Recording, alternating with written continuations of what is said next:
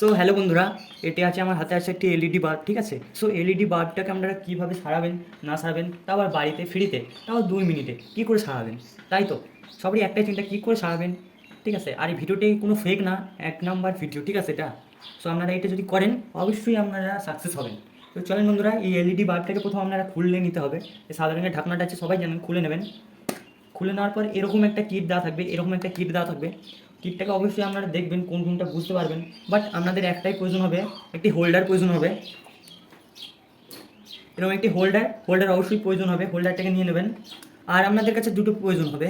So এরকম একটি তারের টুকরো, বা আপনার কাছে যদি বাড়িতে এরকম যদি একটা সিমটি থাকে, তাহলে অবশ্যই ব্ল্যাক টিপ করে নেবেন, না হলে শক খাবেন, ঠিক আছে। অবশ্যই ব্ল্যাক টিপ করে নেবেন, তারপরে রাখবেন নিজের কাছে।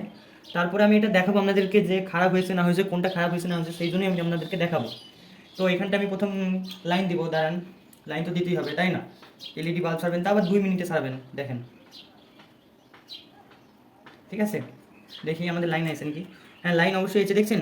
ডুমটা দেখুন কত আস্তে আস্তে মানে জ্বলতেছে, বুঝতে পারছেন। আর আমি আজকে আমরা দেখাবো কোন ডুমটা পড়ে গেছে, ঠিক আছে। আপনার দুই দিকে আছে, এই দুইটা করে ঠিকাবেন, এই দুইটা আছে না, এই দুইটা সিমটি দুইটা, এই দুটো করে ঠিকাবেন ডুমের কিটের পাশে পাশে। তখনই ফায়ারিং করবে, ভয় পাবেন না, আপনারা ভয় পাবেন না, ভয় পেলে হবে না, ভয় পেলে কোনো কাজই হবে না, ঠিক আছে।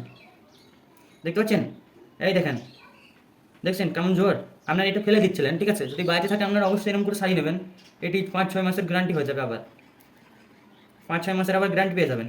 সো বাট আমার কাছে কী দরকার, যে ডুমটা আছে সেই ডুমটিকে আপনি দেখে রাখবেন। তারপরে আমি এটা খুলে নেব, হোল্ডার থেকে খুলে নেবেন, অবশ্যই খুলে নেবেন।